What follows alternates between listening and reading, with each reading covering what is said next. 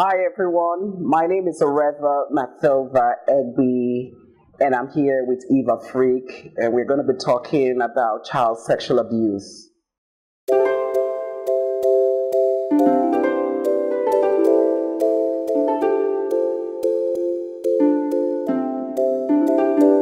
It comes on a broad perspective when you talk about sexual violence, and then you can narrow it down to sexual abuse, especially for children, because children are not in the age of consent. So, in other words, a child of 5 cannot say yes to sexual advances. It's called an abuse. A child of 10 cannot be saying that he or she, approved a sexual advance from, a predator. So what we're trying to say is that child sexual abuse is, on its own. It's for children that are under age of consent. For some countries it's 16 and some other countries it's 18. So that's where it stays. Sexual harassment has to do with maybe like an office thing. If you don't have sexual relationship with me, you probably will lose your job. Or, sometimes when you say things that are derogatory, for example, you see a girl, going and then you start saying words that, doesn't add up. Calling, especially some people who call women, pussy or cons, and, make derogatory use of words. Those they are called like harassment, especially in the office setting. Those are harassment. And when you talk about sexual assault, it's a more deeper thing where there is, an established position. For example, there's a rape case, there's a penetration, or whether oral penetration in the mouth, in the anus, in the vagina, then it's an established rape case, and also it's punishable. It's a criminal offense and it's punishable by law.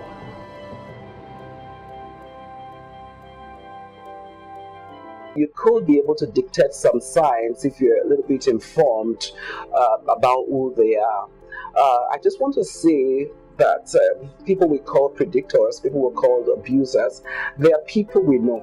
In fact, 30% of people who sexually abuse children are some of them family members, and 60% of people who abuse our children are people that our children know. So you can say 90% already are people your children and my children are very familiar with. So how are you going to spot them out? So it could be fathers, because some fathers actually sexually abuse their children. Clergy, teachers, caregivers, nannies, houseboys, housegirls, they do that. And so how are you going to detect them? But when you see a man, because more of them, because of course you have women too female who is sexually abused, but the rate is higher for men, okay, for young men and older men who abuse children. However, when you see a man who's overly, always so interested in children, always call it like they have an anointing for children. Every time they address children like they're addressing an adult or a lover, you have to be very careful about them. I've spoken to over 6,000 children, and then it's something that you need to listen to. A lot of stuff are going on in our society today, and besides, it's prevalent everywhere. But the truth of the matter is that children are being sexually abused by people they know. 90% of people they know. The 10% they are just strangers, and it's not something which is not something to really look into, but there are people your children know. Your children are very comfortable with such persons. They have a relationship with that person, and because they are confident, they are happy with that relationship they have with that adult, or people their age, they can take advantage. So painfully so. They can abuse the child's emotions, telling them that, I care for you, but however, they're using it for something else. And then you also find people who are, talking about the predictors, they are usually mentally disordered. They're dysfunctional in their lives. So it's a psychiatric problem, but we don't know that is so. Because I don't see how a 56-year-old man has any interest in a 4-year or a 5-year-old girl if something is not wrong with that individual. But my pain is that a 56-year-old man gets away, abusing a child, and is that child the family begins to protect, let people not know that this has happened to my child, and then nobody concentrates on that person that had harmed a little child, then I have an issue with that. I have an issue where a person was raped, possibly at a nightclub, near a nightclub, about 10 p.m. And then you are wondering, what was that girl doing around, the nightclub at 10 p.m.? We are not looking at a girl that has been sexually, that's been raped. Then I have an issue with the society. People can't come out to say that this has happened to me, especially in Africa. And then in Nigerian society, people don't talk about it. So a lot of people get away with it. And because, of course, the prevalence, situation of the country, people are hungry, poverty, reading. And so women don't talk about it, especially women. I have pains with them because I believe that they must rise up and fight the situation, rise up for their children. Because women, we are hawks, we protect, we call ourselves mother hens. So we must be able to protect our children. It has to do with both male and female, both parents. But however, women are more protective. So we must be more sensitive. Speaking to, the thousands of people I've spoken to, what they tell me is that mom was home, dad was home when this thing happened. And I'm like, really? Not that they were absentee parents, they were home. In other words, the parents had trusted these caregivers. The parents had trusted these cousins, or wherever that person is, to allow that person being your home. You have a level of trust for that person, but they take advantage of it. So I want every mother out there to be very sensitive. This is a sexual abuse month for children, and we need to rise and be sensitive. Right in our nose, under our nose, a lot of stuff are happening that we need to take cognizance of and fight it, react to it, respond to it any which way you can to ensure that your child is protected. Because the consequences when your child is abused, it is overwhelming. Because I've had women who've been married or maybe that thing that happened in their life 30 years, 40 years, they recall it. It's like it still happened like a few moments ago. And they're angry at the society. They're angry at the society. We have rebellious children. Your child once upon a time that was, loving and, the rest, the next bit, your child is on drugs, whatever reason, your child is having sleepless nights, all sort of be put together. The consequences, the social consequences are quite alarming. And I think that what we are talking today in Eve Afrique, I'm really honored to be here. And we must look at these things squarely and deal with it.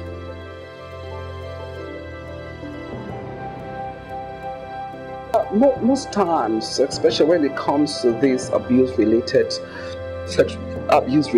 issues, consent is not really, it's not there. When a woman says no, the no is no. When a woman says stop, stop means stop. So you cannot assume that a woman is saying no, but she's meaning yes. Then there's a problem with that. Some people, they might be drunk at that point in time something is happening, so they are not oblivious of what is going on in their lives. Some people might be mentally incapacitated, emotionally incapacitated at that time, and you take advantage of that person. That's not consent. Some people are physically challenged, and how do you address such a matter or such a case? That is not consent. The person was forced into doing an act. That is not consent. Consent is a totally different thing, where a matured male and a matured female wants to, have a relationship sexually. That's a different thing. And even in that, in some countries where you might be even having a relationship, and then at that point in time you don't want to. For some people, if you have to, for male, it's actually termed rape.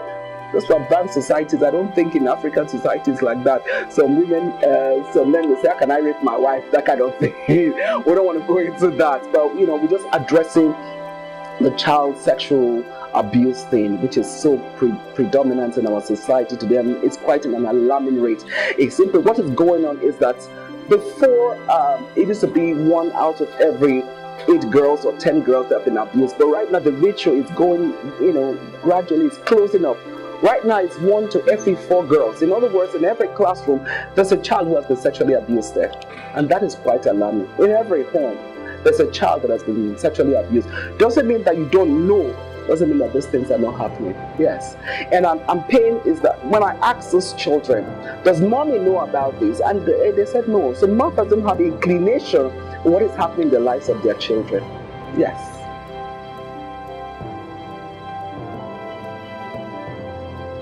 When a child is able to communicate, I think that's a good point to begin to teach a child. But however, you're teaching is what you call age appropriate information.